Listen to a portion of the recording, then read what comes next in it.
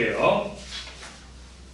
55번 가에 나타난 A여의 입장으로 적절하지 않은 것. 지금 얘들아 세 가지 다 지문 다 인문지문이니까 어때? 어떤 주장한 사람의 이름이 나오죠. 그러니까 질문 통해서 그 사람의 주장이 주장을 뽑으면 되잖아. 알겠죠? 그 다음에 55번은 A로부터 출연한 내용으로 가장 주장하니까 A 부분에서 뽑아야 됩니다. 그 다음에 50을 넘어가고요. 58번 윗글을 바탕으로 기억을 이해한 내용으로 적절하지 않은 것 했으니까 여기서 기억 부분 몇몇 논리학들이 제기한 문제에 대해서 얘기해야 되고요. 50번 넘어가고 60번 A부터 E와 바꿔쓰기에 가장 적절한 것 했는데 여기서 어때더라?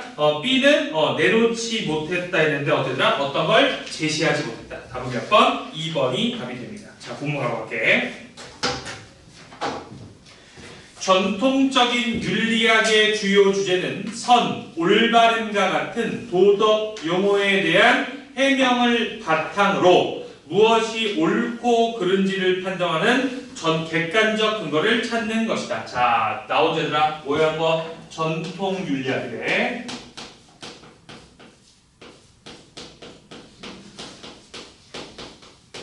얘는 그리고 또 어떤 걸 중요한데 도덕 용어에 대한 해명.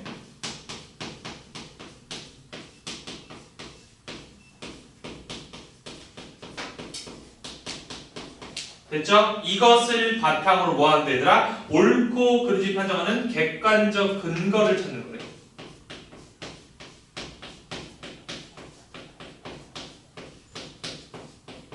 됐죠? 여기까지. 자, 그러면 여기서 이제 중요한 걸 뽑아야 되는데 도윤아 첫 번째 중요한 게 바로 이겁니다.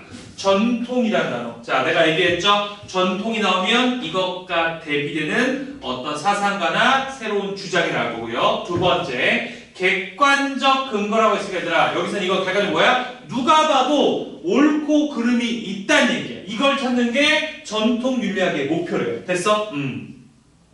그러나 윤리학은 오랫동안 그에 대해 만족스러운 답을 내놓지 못했다. 이러한 상황에서 A여는 자 이제 새로운 사람 나왔죠? 누가 나왔어?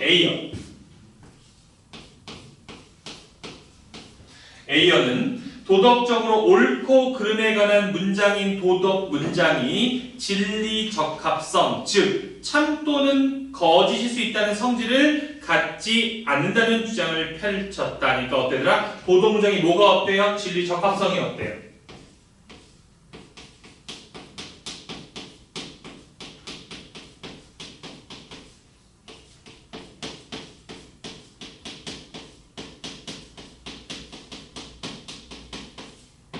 어때? 쌤이 얘기한 그대로죠? 지금 어때더라? 얘는 계속 도덕용어 해면서 옳고 그름과의 객관적을 찾고 싶었는데 여기 A가 그랬어. 야, 도덕문장은 옳고 그름, 즉 진리적 합성 찾을 수가 없어라고 얘기했으니까 여기는 전통윤리학과 A어는 대비됩니다.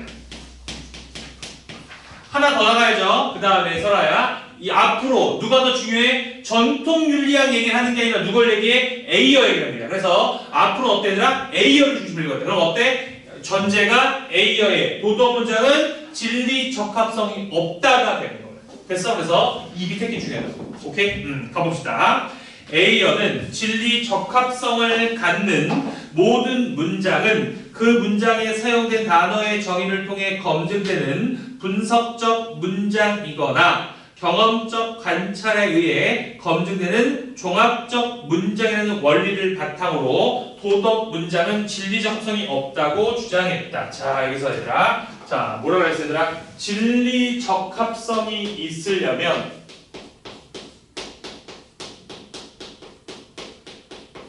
둘 중에 하나였는데 어때? 모든 문장은 그 문장에 사용된 단어의 정의를 통해 검증되는 분석적 문장이어야 됩니다. 첫 번째 어떤 문장? 분석적 문장.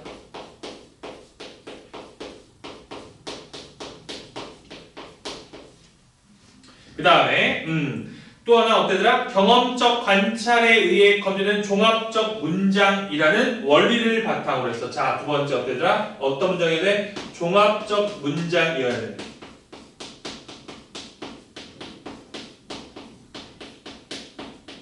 그러면 어때더라? 진리적 합성하는 게 분석적 문장과 종합적 문장을 가져야 그러면 이것을 바탕으로 여기 있는 도덕 문장은 진리적 합성이 없다는 얘기는 뭐야? 도덕 문장은 분석적 문장도 아니고요. 또 하나 뭐라는 얘기야? 종합적 문장도 아니라는 얘기죠. 이해됐습니까? 내려가 볼게.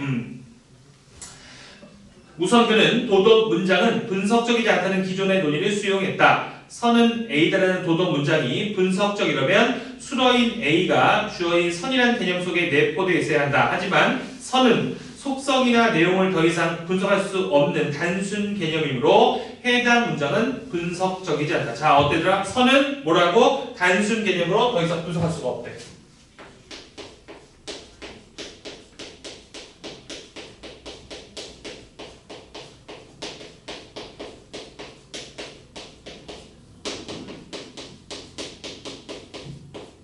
됐죠? 그렇다고 해서 선은 A라는 도덕 문장은 경험적 관찰로 검증할 수 있는 것도 아니다. 선은 그 자체는 우리의 감각으로 검증할 수 없기 때문이다. 뭐 하는 얘들아? 선은 감각으로 경험할 수 없대.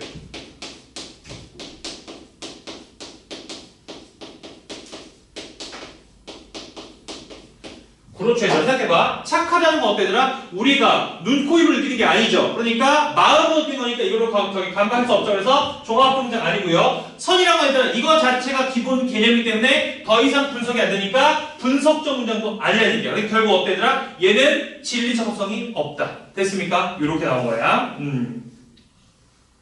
도덕 문장은 다양한 감정이나 태도를 표현하고 타인의 감정을 불러일으키는 정서적 의미를 갖는다고 A형은 주장한다. 자, 나오잖아. 인가로 가야 돼. 도덕 문장은 어떤 걸 불러일으킨다? 정서적 의미를 불러일으킨대. 도덕 문장은 정서적 의미를 불러일으킨대.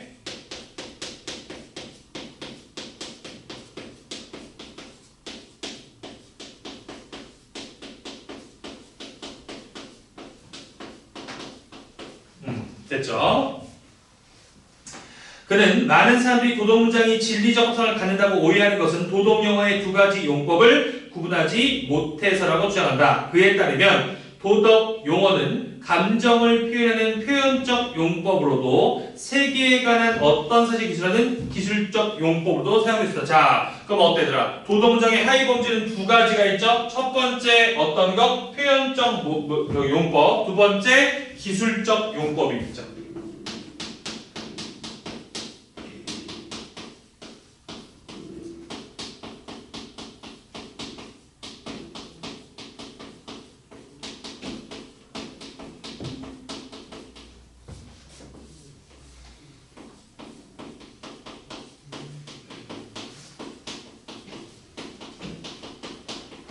됐죠? 이 두 가지가 있대요. 근데 어때더라? 표현적 용법은 어때? 뭐 하는 거 주로? 감정을 나타낼 때 쓴대. 그리고 여기 있는 기술용법은 어때더라? 어떤 사실을 기술하는 사실을 알려줄 때. 이렇게 정리하면 되겠죠? 그 다음에 계속할게요. 만약 도둑질은 나쁘다가 도둑질이 사회적으로 배척된다는 사실을 기술하는 문장이라면 어때더라? 기술적용법이죠. 문장이라면 이 문장은 도덕적으로 옳고 그름에 관한 것이 아니다. 따라서 이 문장은 도덕 문장이 아니고 경험적으로 검증이 가능하다. 반대로 그 문장이 도덕적으로 대해 화자의 감정을 표현한 문장이라면 이는 도덕 문장이며 어떤 사실을 기술한 것은 아니다. A여에게는 도둑질은 나쁘다와 같은 도덕 문장을 지시하는 것은 감정을 담은 어조로 내가 도둑질을 하다니 어때요? 감정이 들어왔죠? 라는 말하는 것과 다름없기 때문이다. 그의 주장대로라면 도덕 문장은 감정을 표현하는 도덕 주체로부터 독립적으로 존재하는 무언가를 기술할 수 없다. 이는 전통적인 윤리학설의 기본 가정을 부정하는 급진적 주장이지만 윤리학의 새로운 사고를 열어준 소문의문도 있다. 어때더라? 감정이나 사실 기술은 가능하대. 도덕 문장이. 하지만 뭔 없다? 진리 적합성이 없다는 걸 마지막까지 강조한 거야. 됐습니까? 여기까지 이렇게 보면 돼. 또 하나. 이거 어때더라? 인문 지문 중에 가장 어려운 게 논리 지문인데 쌤이 계속 강조하는 거 예시 통해서 위에 걸 이해할 수밖에 없어. 왜냐면 너네 이제 이걸 평가원 교수들도 알고 있어. 이거 어차피 주장만 가지고 이해하는 저기 학생은 한 명도 없다. 그럼 어때더라? 우리가 이렇게 이해할 때는 예시가 필요하다. 알겠죠? 그러니까 반드시 예시를 중요시 보세요. 넘어갈게. 논리학에서 제기된 의문이 윤리학의 특정 견해에 대한 비판이 되기도 한다니까 윤리학의 특정 견해를 비판한대.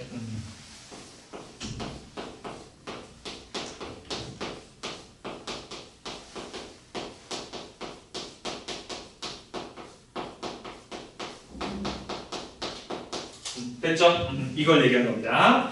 다음 논의는 이를 보여준다. P면 Q이다, P이다. 따라서 Q이다인 논증을 전건 긍정시킨다. 어때? 진짜 우리 또 한 거였죠? 기출은 얘들아 반복됩니다. 그러니까 과거의 기출에서 이게 배경이 쌓여야 돼. P면 Q다 어때 얘들아? 앞에 P가 참이면 뒤에 Q는 반드시 참이다가 우리 배웠던 전건 긍정이었죠. 이게 나온 거야. 선언 다시 한번 해줄게. 자, 전건 긍정식은 P면 Q다와 P이다는 두 전제가 참이면 결론 Q이다는 반드시 참이라는 뜻에서 타당하다.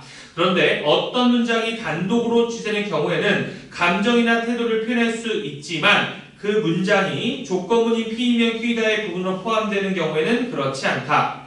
귤은 맛있다는 화자의 선호라는 감정을 표현한다. 어때더라? 이거는 조건문이 아니죠. 귤은 맛있다니까 그냥 감정 표현이 돼. 하지만 그 문장이 귤은 맛있다면 귤은 비싸다처럼 조건문의 일부가 되면 귤에 관한 화자의 선호를 표현하지 않는다. 하니까 어때더라? 지금 예시에서도 다시 한번 강조했지만 어때더라? 조건문은 뭐 할 수 없다더라? 지금 선호, 감정을 표현할 수 없다는 얘기가 됩니다. 됐어? 핵심. 조건문은 감정을 표현할 수 없대요.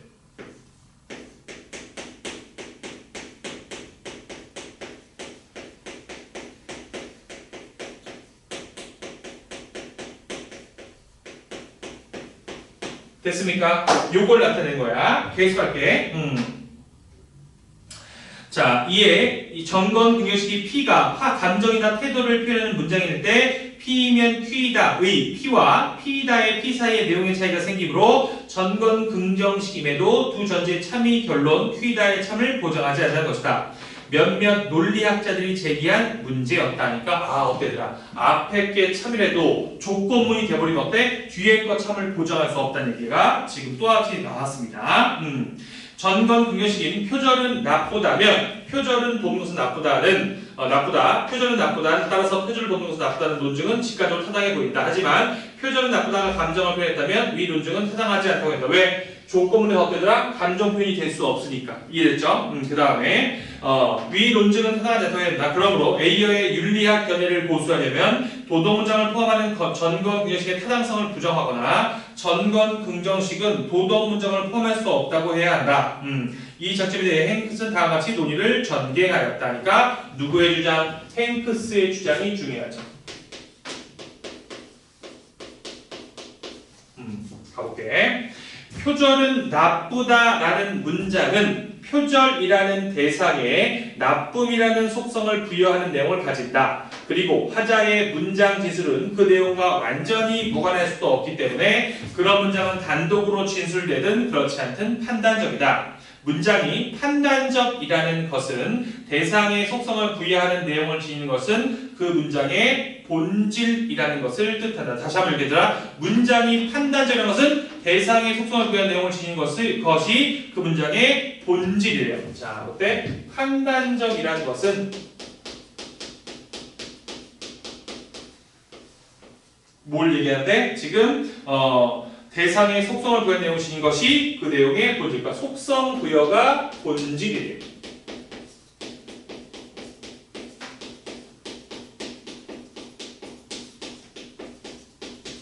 됐습니까?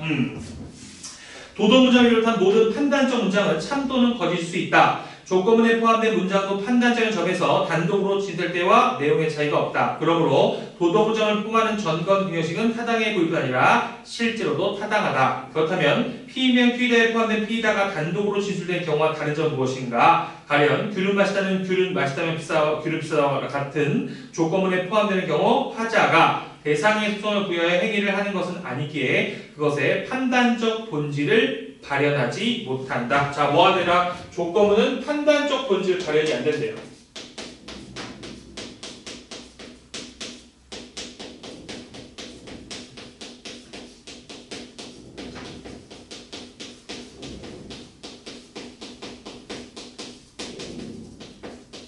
됐죠? 뒤에 얘기했어. 자. 그러나 이 맥락에서도 조건문에 포함된 귤은 맛있다는 판단적 본질 여전히 일치한다. 다시 말해 그 문제 자체에 대상의 속성을 부여하는 내용을 지닌다니까 어때더라? 판단적 본질은 나오지 않아. 그러니까 이게 밖으로 나오지 않아도 어때더라? 없어지지 않고 그대로 가지고는 있대. 됐습니까? 발현이니까 어때더라? 이게 밖으로 나와야 되는 게 일반적인 문장. 조건이라면 발현은 안 되지만 본질은 사라지지 않는다. 알겠죠? 요게 핵심입니다. 그래서 본질이 발현 안 되고 어때? 본질은 그대로 있대. 됐죠? 여기까지입니다. 그래서 이게 어때더라? A어 지문이 작년 나왔던 지문 중에서 가장 어려운 지문이었어. 그래서 오늘 했던 어떤 애들아 해결하고 A어 정도, 특히 A어는 이 정도는 충분히 나올 수가 있다. 알겠죠? 가볼게요. 55번 가에 나타난 A어의 입장으로 적절하지 않은 1. 도덕용어를 기술적 용법으로 사용한 문장은 검증이 가능하다. 그렇죠. 검증 가능하죠. 기술적 용법으로 사용하면 어때더라? 검증은 가능합니다. 뭐가 없애더라? 지금 여기서 진리적성이 없다고 얘기한 거죠. 2번 표현적 용법을 활용한 도덕문장은 자신의 감정을 표현하는 문장과 동일한 의미. 어때? 감정 표현이죠? 2번도 맞습니다. 3번 주어와 수로의 의미 관계를 통해 어떤 문장을 검증할 수 있다면 그 문장은 분석적. 해서 어때더라? 이게 분석이 가능하면 분석적 문장을 얘기했죠. 4번 도덕용어의 용법은 도덕용어가 기술하는 밑줄 사실의 종류에 따라 기초표가 표현적으로 구분했어. 쟤들아 사실의 종류에 따라가 아니라 어때더라? 감정을 나타내냐 사실을 기준에 따라서 나누는 거지 사실을 어때? 종류에 따라 나누는 건 아니죠. 다음 몇 번? 4번이 답이 됩니다. 5번 도덕문장에 진리적 합성이 있다는 오해는 도덕문장은 세계에 대한 어떤 사실을 기술한 것으로 해석하는데 그렇죠. 기인하죠. 답은 그래서 4번입니다.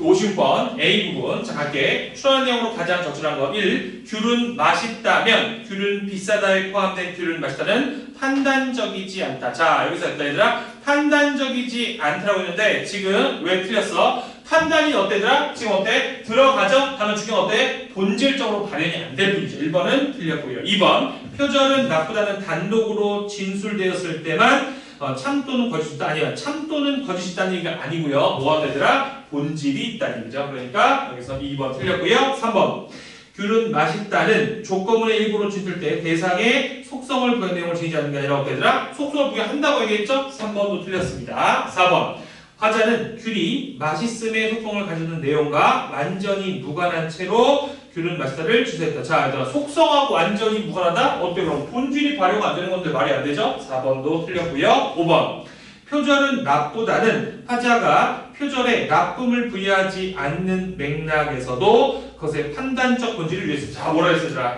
발현은 안 될 수 있죠. 하지만 본질은 가질 수 있겠죠. 어려웠네. 답 몇 번? 5번이 답이 됩니다.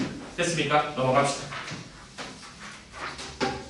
57번 다음은 위글 읽고 학생이 작성한 학습활동지다. 위글을 바탕으로 할 때 적절하지 않은 것. 다음에 진술에 대해 윗글에 계시는 학자들이 보일 수 있는 견해를 작성해보자. 1. 객관적으로 존재하는 도덕사실이 있다. 전통윤리학자 옳다. 도덕 판단의 근거는 도덕주로부터 독립적으로 존재하는 그렇죠. 어때더라? 기본적으로 도덕사실이 있다고 얘기했죠? 1번 맞고요. 2번 A 옳지 않다. 도덕자는 도덕주로부터 독립적일 수 없기 때문에 그래서 어때더라? 진정성이 없다고 얘기했죠? 2번도 맞는 얘기. 3번 도덕 문장은 참 또는 거짓이라는 속성을 갖는다. A 옳지 않죠? 도덕 문장은 분석적이도 종합적이지도 않으니까 어때더라? 진리적 속성이 없다고 얘기했어.